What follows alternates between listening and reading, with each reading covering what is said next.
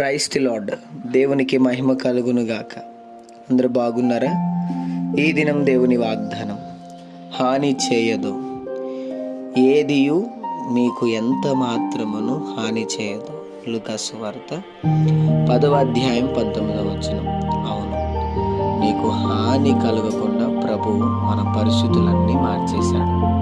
నీకు వ్యతిరేకంగా ఎవరు లెగుస్తున్నా, ఏ పరిస్థితి ఎదుర్కొంటున్నావో దేవుడు నీ పక్షంగా ఉన్నాడు. నీకు హాని కలగదు. నువ్వు నమ్మిన దేవుడు గొప్పవాడు.